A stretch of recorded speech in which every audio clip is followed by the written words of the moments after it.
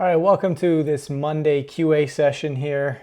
Thanks to all those that threw in questions in our last video. Again, if you want to have anything addressed for next week's QA, just drop it in the comments below. It can be about pretty much anything that you want to talk about, or ideas you might have, or things you want clarity on, whether it's a piece of content or something going on right now. Let us know. Happy to answer. There's quite a few pieces here. I'm going to try and keep my answers brief so they're not insanely long. But there's a lot of loaded stuff in here as well that's a little bit tricky to answer in one breath. But we're going to start with first comment here from Jamil. It says, "Hello, Joe. I would love to know more about how we can deal with the mandatory vaccines that might happen. I don't feel comfortable taking it unless it is safe, effective, and ethical. Also, what are your thoughts on contact tracing? How can we protect our privacy? Is it even a privacy issue?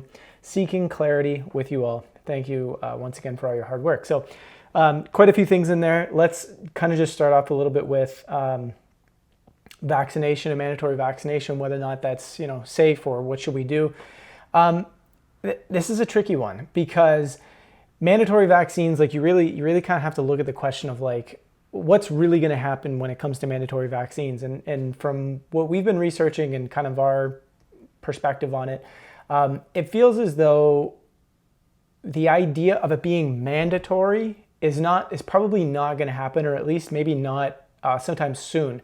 Now, this is barring any crazy, maybe chaotic type transition within the COVID story that says, oh wow, this has gotten so bad we suddenly need to go crazy, super authoritarian and really push it on everybody. So barring that, what it seems like is going to happen is they're going to start denial of service if you're not vaccinated. This is kind of the most likely scenario. So like we kind of saw with the Ticketmaster story, where it kind of felt like Ticketmaster was saying, hey, we're looking at doing mandatory vaccines or mandatory testing if you want to come to a concert.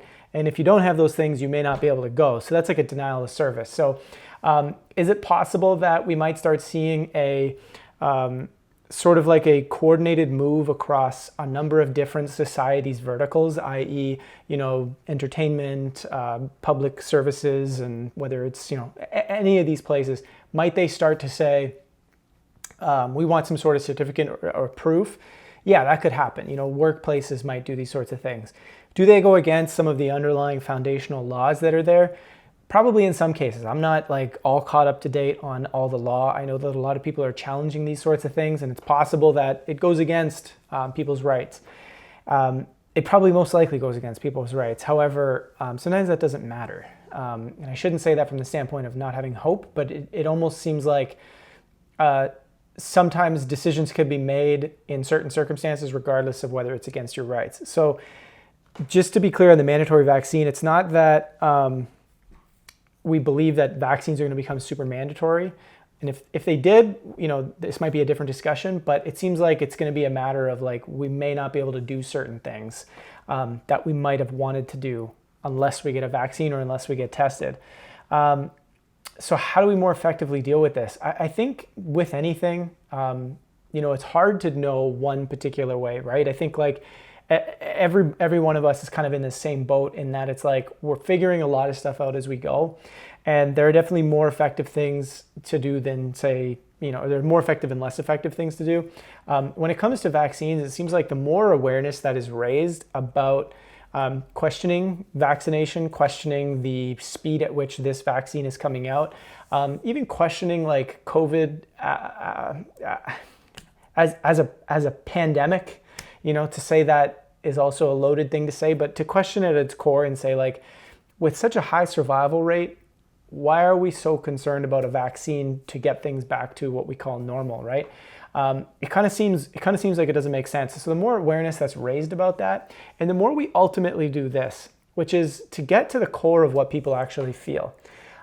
There's a ton of hysteria going on out there when it comes to COVID. And part of that is to say that hysteria is something that often causes a reaction. So you're reacting so heavily regardless of, the facts in front of us. So in the face of all this hysteria, when the facts don't necessarily line up, it's it's one of those things where we almost have to ask the question is like, why are we acting so hysterically as a community, right? So maybe not you, maybe not a friend you have, but as a community, so when you look at the totality of us, we are acting hysterically. And if that is going on, we have to ask the question as to why. What is it about what we're seeing, what we're thinking we're seeing, right? This is the key thing, is our perception may be that something's way crazier than it actually is, which the data would suggest that, right? The data would suggest that many of us have a perception about the dangers of COVID that is well beyond the reality of it.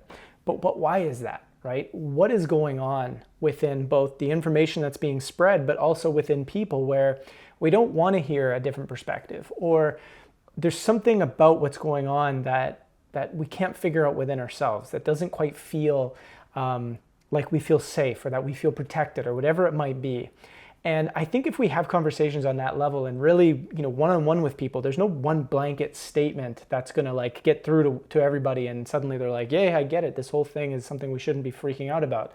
But it's to really understand people on a case-by-case basis. And I think if we can continue to talk to people in an effective manner, it's like, what are you really so afraid of? Like, what is it about with this pandemic? Like, if I show you this data, right, why is it that you're still afraid? Like, what is it that you're so worried about? Is it the people that are, vulnerable to this? Like, okay, so what might we do then to protect them? Or how could we do something that is different without, everybody's lives having to become so limited, right? So figuring out how to have these conversations and raising awareness is ultimately what I think this comes down to.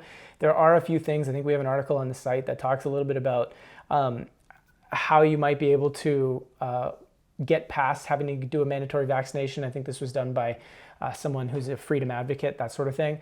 I can post a link. You can check that out. But it's difficult when it comes to that question, the whole vaccine question. I think raising awareness and really just kind of feeling within yourself and learning how to communicate these things is a meaningful way to go about it at the time being with the information that we have now. In terms of contact tracing and privacy and all these sorts of things, again, it's one of those things where surveillance state or the desire to control everything is a huge ideology that exists within you could say society in general, but specifically, at the powerful levels of control, powerful levels of people that are making decisions, that are disseminating decisions through government, so on and so forth. There's an ideology there that's obsessed with control, right? And in many ways, you can look at so much of what's going on in our world, and it's a reflection of this deep desire to be able to control everything, such that we can perceivably remove any form of danger. If only we could control that, we'd be able to mitigate all danger. If only we could make sure that, we had all the data possible on this, with all the possible data, we could make the best decision, right? And it's like, there's some truth to some of this stuff, but really it's this position of we're terrified as a society to deal with this sense of uncertainty, to deal with not knowing. And how that relates to this whole contract tracing situation and kind of the privacy issue is, it's like if that's an ideology that's being pushed at the greatest levels of how our culture is forming, and if that's the ideology of authoritarianism, which is kind of what's increasing on our planet right now, then yes, they're going to be continually pushing for this contact tracing stuff and for making sure that we know as much as possible, data-driven wise. And we see that everywhere. We see that from health to wellness to everything about, whether we're collecting data from people about how we can better sell to them, to whether or not we can see every single thing that they're doing surveillance-wise at all times. And you ask the question, is it a privacy issue? Well, it's like, again, it's a deep question in the sense of like, what are we seeking with privacy, right? What are we really trying to get at? Like, what's privacy really about to us? And to each person, it's different. And there's no one story that everybody has about privacy and what it means and how much privacy we want, right? There might be things that we can all agree on, like, hey, I don't want, anybody to see my private parts or something like that, right? I would rather that be private to me. But when you start getting out into society, there are people who don't care at all about their data. There are people who do care a lot about their data. There's people who feel safer if there's cameras everywhere. There's people who don't feel safe if there's cameras everywhere, or if there's no cameras. And so again, it becomes this issue of like, Are we looking at privacy issues here? Is this something like, should we be seeing this contact tracing and mass surveillance as a privacy issue? It's tricky because everybody's going to have a different answer. And again, I think this is why a lot of this stuff goes back to what are the underlying narratives? What are the underlying paradigms and beliefs and worldviews behind a lot of these things? I think so much of what is happening here with COVID is what we typically do in life is we look at everything on a very micro scale. We look very, very close at it, right?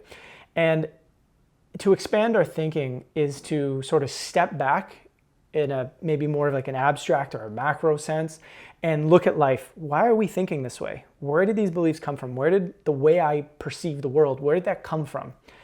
And go and ask questions and expand our thinking, and then go back into the micro again and say, okay, when I'm looking at this with an expanded state of thinking, how does it look different now? How might it be different? So what I think from a bigger picture perspective, some of what this COVID stuff is doing is we're seeing what's playing out, this ideology of control and this ideology of authoritarianism.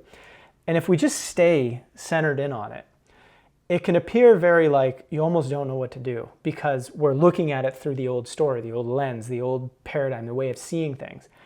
But if we take a step back and we start saying, what is going on, right? Like, what is happening? What is really pushing this? So aside from an agenda that says we need to control everything, what about humanity is really pushing this? Because this desire for control doesn't just exist on an authoritarian elite power level. It exists within people in their everyday lives, right? We want to control so much of our lives. What is driving that? What is that really about? If we can bring that shadow, or if you will, to light and understand it and ask it questions, what would it say about our current thinking, about our current way of relating to reality? So I look at a lot of this stuff, and as much as what I just said was kind of abstract, and it doesn't necessarily provide a clear-cut plan at what to do and how to move forward, it is what I think we're in the process of doing. Because if we're realizing that we're not sure what to do at this micro level, it almost feels unsolvable in some ways, then it may not be a bad idea to take a step back and say, what is really deeply going on? Expand our thinking, right? And then go back into it and see what it looks like and see what it feels like and see how we can change it. And I think on a collective level, this is part of what's happening. We're going through a process of becoming conscious of more things and of things in a different way. Meaning we're starting to ask deeper questions, and it's a part of building collective intelligence in a way that maybe wasn't the same in the past. Like, yes, forms of a collective intelligence, continue to build over course of time, but I think we're at a critical moment, perhaps like other critical enlightenments, if you will, that have happened in the past. We're at a critical moment where a pretty big leap in our thinking and our way of perceiving things is occurring. And I think that's a lot of the reason why we have so much uncertainty right now, is because it's hard to find certainty into something that doesn't deeply resonate with us. So taking a step back and really examining our thinking is I think, a big part of this. Hope that made sense and added something to this. I'm going to go to the next one here. This is from Jose. Hi from Madrid, Spain. Do you have anybody translating your content to Spanish so you can spread your beautiful message of awareness to Spanish speakers who don't read or understand English? I offer myself to give you a couple hours a week to translate or subtitle those articles or videos you think are most important. No reward needed nor asked. It's my way to help back with your propósito. I hope I said that right. But appreciate that very much so. We don't yet have somebody doing this. We've had this offered a couple of times, and I think for us it's like there's like a bit of a technical issue on the article front that makes it a little bit challenging, but I think we have a solution for it. So I'll definitely, maybe I can get your email or something like that. And we'll look at doing this, because I think there are some articles that would absolutely be awesome to get translated, especially within the correct context, right? Because sometimes you can translate something, but the context is lost.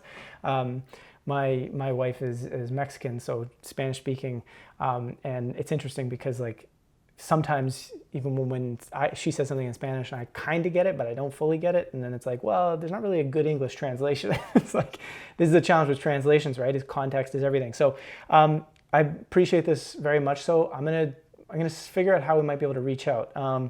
Maybe send us an email. I'll pop it up on the screen here, just members@collective-evolution.com. And we can maybe get started on something, but I'll also see if there's another way I can reach out to you or something like that. So appreciate that very much. Excited, yeah, to possibly get some stuff out to Spanish-speaking people. From Scott, what can we do to protect our kids from the darkness that seems to be getting closer every day? This is something that, you know, I think a lot of parents that I've been speaking to over the course of COVID and even over the course of this work in general, but it's really intensified with COVID. I can't perhaps fully relate because I don't have a kid myself. However, I feel like there's a level of empathy I can have towards the situation. So, like, I think I can offer enough but to think about, but not necessarily something that may touch upon deeper connections or emotions you might have to your children that I have not yet experienced. But it's one of those things where there's a feeling, you know, whether it's been with pets or with loved ones or situations I've had in my life, there's a feeling of trust that you can sometimes have. Actually, I think you can always have it. But it's not easy to always have it and to always be within it. And it's nuanced in that it's difficult to just say, well, hey, you know, just trust and everything will be fine. Because there is sometimes action that needs to be taken, right? There is sometimes changes in our situation that needs to happen. There is sometimes conversations that need to be had with people. But if we can sit in this position where we take a step back and we ask, okay, you know, what am I really worried about with a particular situation? Or what is the worst case scenario in my head that I keep creating? And if I can sit in a position where if there's something I can't control, right? There are certain things that happen that we can't control. Then there's not much we can really do about it. We can try to control the government, you know, pushing a particular mandate, but we probably can't really, as an individual, control it. There'd have to be a greater movement for that to happen. So there's almost a piece that has to be made with the parts of our lives or the parts of our decisions that we can't control. And then we can look at the things that we can control and say, what can I do to whether we view it as protecting or preparing or creating conditions for resilience, dynamics, and flexibility.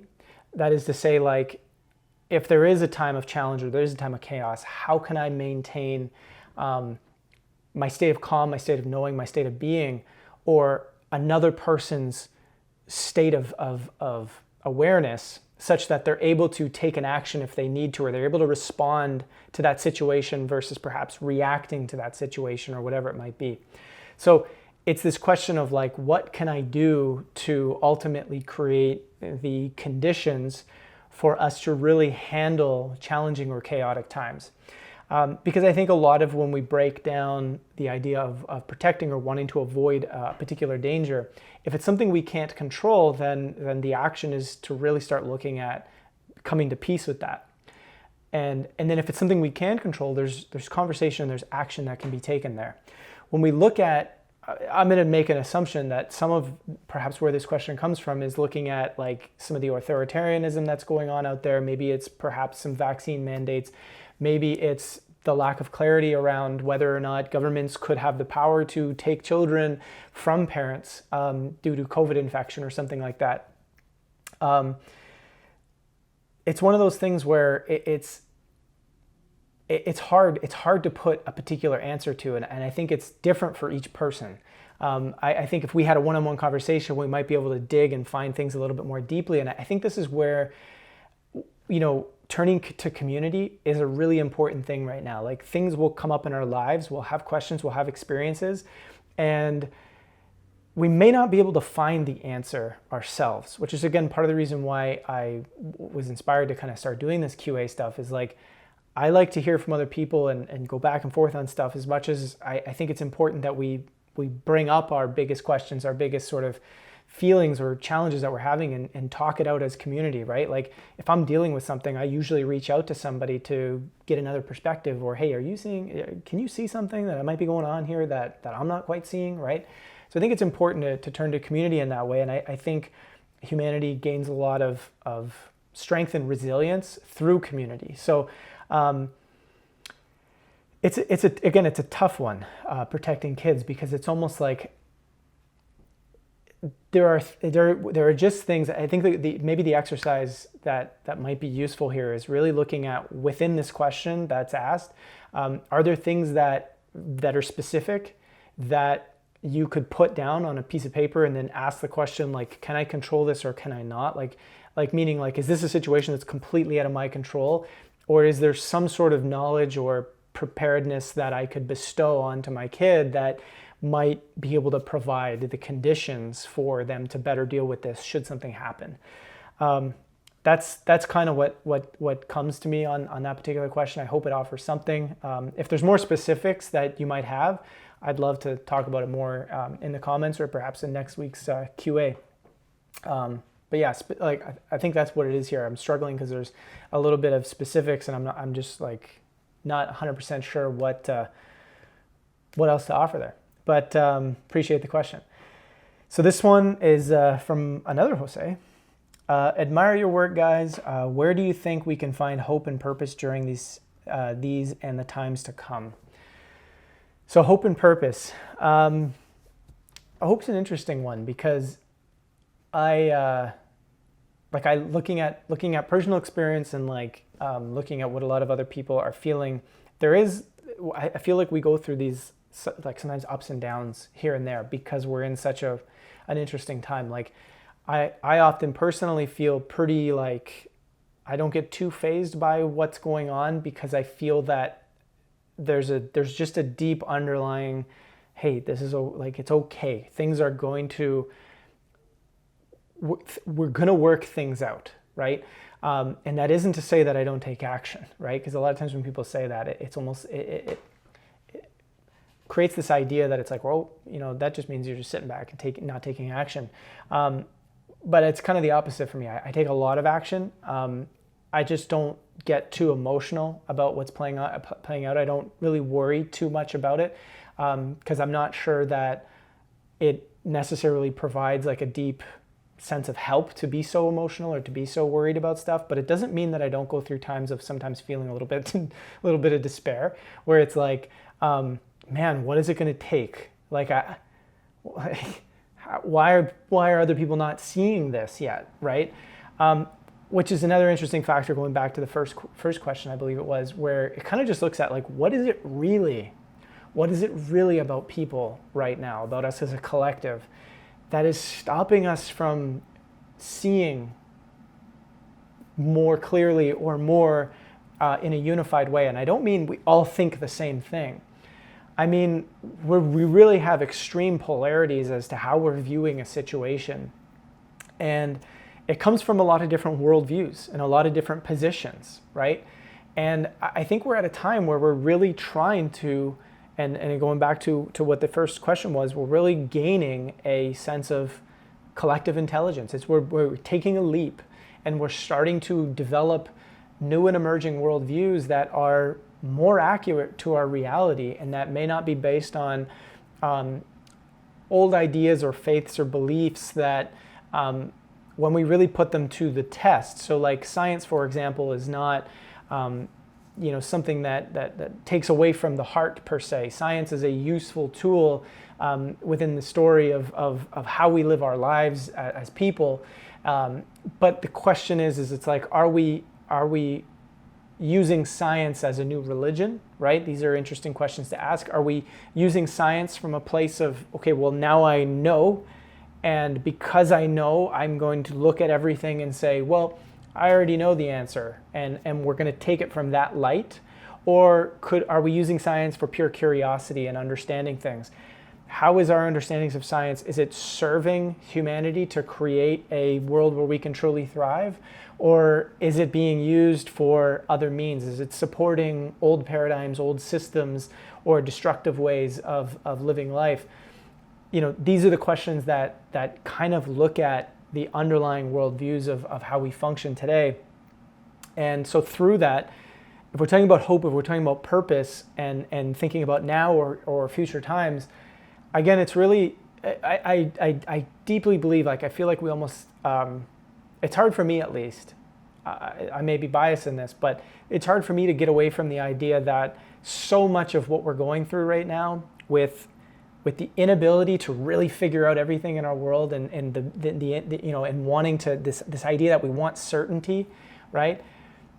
It's asking us to look deeper, and it's asking us to go within. It's asking, like, some people almost feel paralyzed at times, like I can't take action, I don't know what action to take, and it's like, well, maybe it's just because, like, I'm fearful, or I'm this, or something's going on.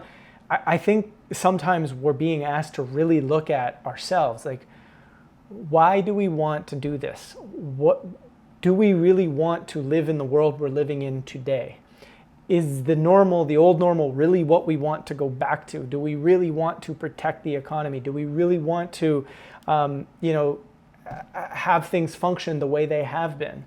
And we're almost forcing these deep questions through our current events. These current events are creating the conditions that it's kind of forcing us to ask this. And in that sense, I do have a lot of hope, because I also see a lot of people who are questioning things.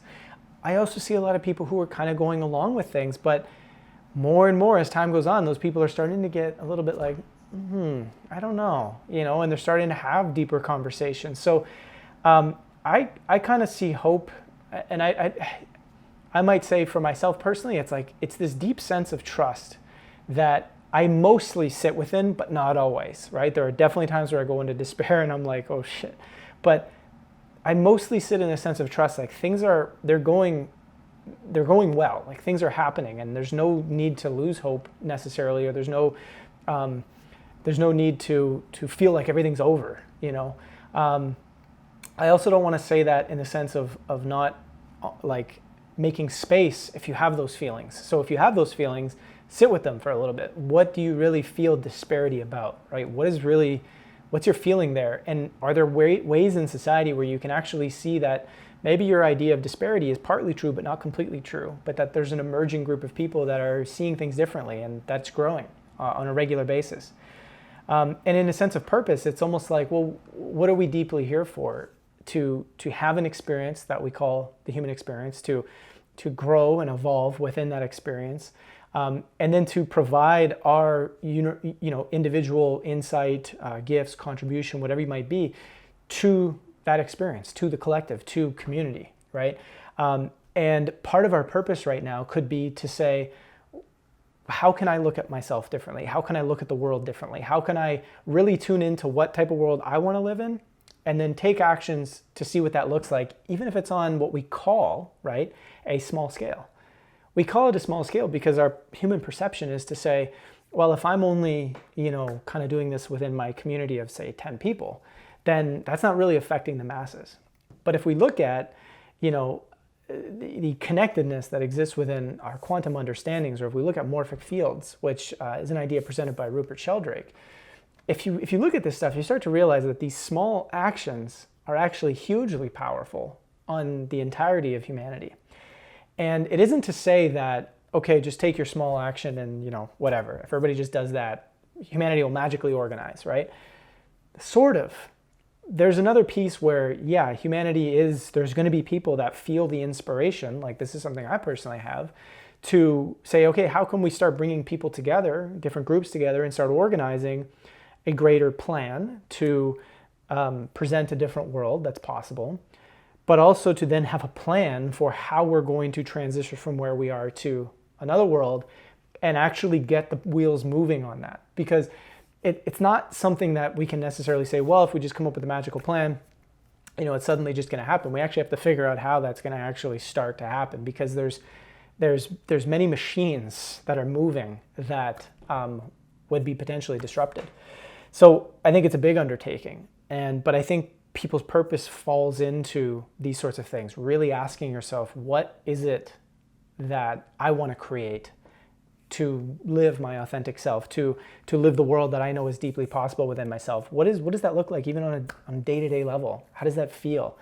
How might I be contributing to living my life that connect more with the old story of being against one another, or, of just trying to make my own life and not necessarily create community, move back to a sense of community, versus how much am I might maybe living my life that's being an example of what I deeply feel inside, right? And again, I know this is a little bit abstract sometimes, but I think it's something that, like, again, we need to kind of go to that abstract thinking sometimes and then take that into a more micro level and work out, like have conversations, work out, okay, what does that look like on a micro level? How does a person that's conscious of more actually live on a micro level or on a day-to-day level, right? And I think these are things that we're working out as a collective. So I hope that offers something. Again, if there's any other thoughts, I'd love to hear them. Thanks for that question as well. And then this one comes from Inside CETV. It's from Landry, and he says, do you guys have any updates on Chikambutso and his free energy technology? What's the latest news you have on him, and what's the latest happenings with his technology? Is there anything we can do to help him along? What's Susan Manowich's take on Chikambutso's technology? So just quick little bit of context here. So Maxwell Chikambutso, we did a story about this. It's on YouTube, it's on CETV. Just talking about his free energy technology that was presented in the new Thrive 2 movie. And we had talked kind of in depth about what's going on there.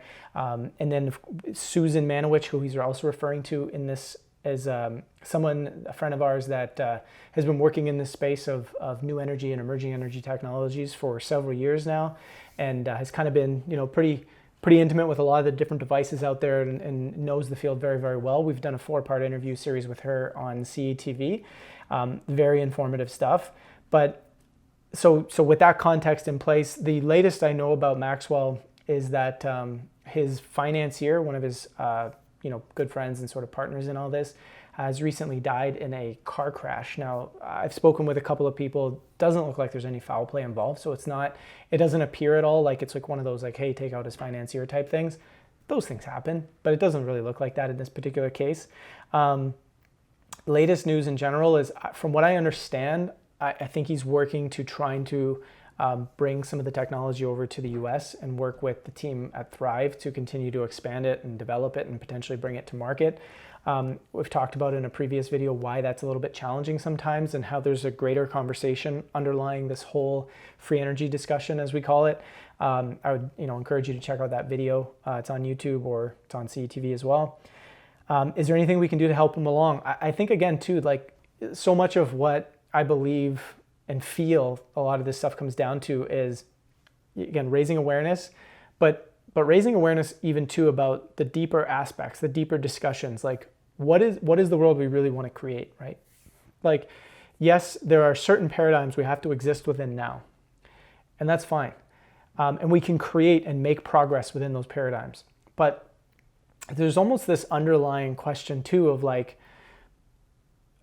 having an acceptance that we have to transition from those to, a new model, if you will, of how we might live.